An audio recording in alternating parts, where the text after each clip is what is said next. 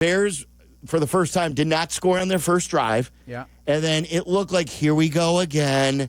And they're marching downfield, and he's gaining big yards on the play where Tyreek Stevenson took the ball away.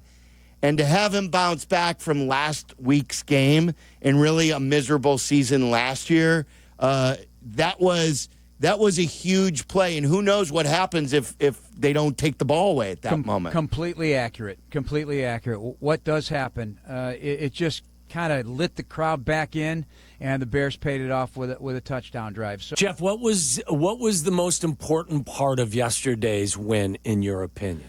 Okay, so I just did a podcast with Thayer about this. We went through each of the Tom wanted to know what my favorite touchdown was out of the bunch, and he was giving his opinions, and so then we went to each one. But listen, the meathead in me, the idea of just grinding down a team with the run, the 11 straight runs, which I brought up to Ben both in the ESPN interview and in our podcast interview, that he didn't even realize at the moment in the heat of the drive that he's just calling plays, right? And it turned out to be the 19-play drive. But from a importance standpoint, yes, right before the half, and then when your defense stops in the third quarter, that series of plays was very important. But I'm going to go with the 19 play. It's rare, and it wouldn't have been that way if they didn't pay it off with a touchdown, though. Of course. So they paid it off with a touchdown. There are no wrong answers in this one. No. Like, Jeff, I'll bring up the Hail Mary because, and this was surreal. Of course, we're listening to you as the game is happening, but then on social media I saw the clip. This is the GOAT. This is Tom Brady doing the game.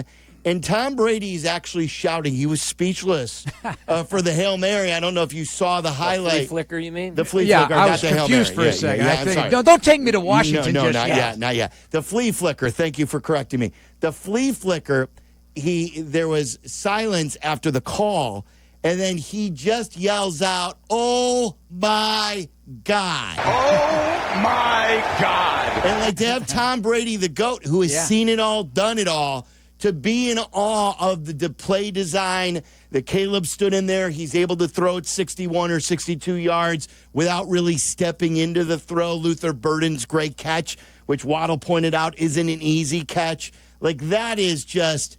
That's a wow moment to have Brady looking up to you guys, to the team. I did see his interview after the game with the studio hosts. He did a little 10-minute thing, and I think what probably wowed him was the effortless throw. It's 62.1 if you're keeping score at home on the distance on that, the longest pass play in the NFL through the first 3 weeks of the season, and just fashioned his arm strength, which is he's gifted. He's gifted in that regard. And on top of it, because of the pop-up from Swift, I just asked Thayer about this. I'll ask you guys, does that enhance the success of the play, or does that complicate it? Because what if it was a quick throwback on a line? Would that have changed the outcome of the play in any way? Because the timing seemed absolutely perfect with the pop. Yeah, I thought it made it the degree of difficulty even harder because of, Swift was hit. It does. However, I'm saying, would that have messed up the timing of Luther running after that ball? Or, I don't know. Maybe not. But it was a wonderful, the play is not unusual in that we've seen these plays. We've seen the throwback from the back to it's not like it's so unique, but it certainly describes Ben's mentality, though. Because he goes, I know you like the 19 play. I like the one play. I like the one play scoring drive. He just wants to attack. Yeah, the explosives. Yeah, absolutely. To me, Jeff, too, I thought that big moment of the game came so early because the Bears, for the first time, did not score on their first drive. Yeah. And then it looked like, here we go again. And they're marching downfield, and he's gaining big yards on the play where Tyreek Stevenson took the ball away. And to have him bounce back from last week's game and really a miserable season last year, that was a huge play. And who knows what happens if they don't take the ball away at that moment. Completely accurate. Completely accurate. What does happen? It just kind of lit the crowd back in, and the Bears paid it off with a touchdown drive. So that sequence is very valuable and may prove to be more important than we think. Again, it's early in the season, so who knows? There's always moments in a season that you look to. But for Tyreek in a very difficult play, Tom Thayer keeps saying he's never seen something like that.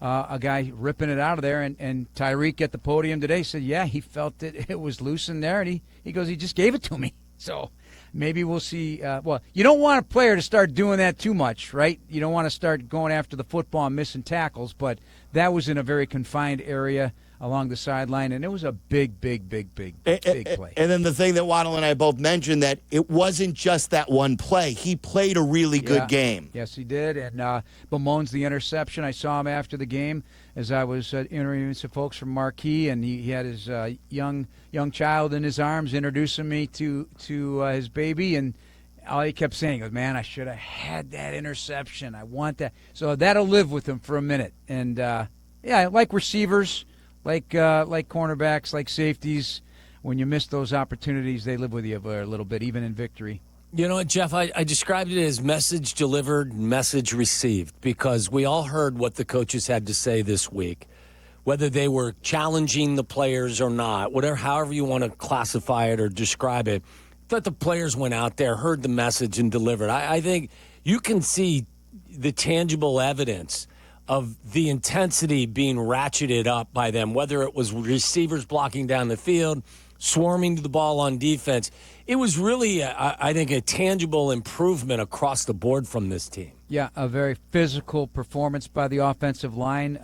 Thayer's review with me just a moment ago said that they played, including, everybody that's involved here. So from Braxton Jones to right tackle Darnell Wright to Jonah Jackson on some key blocks, fold blocks as he called them.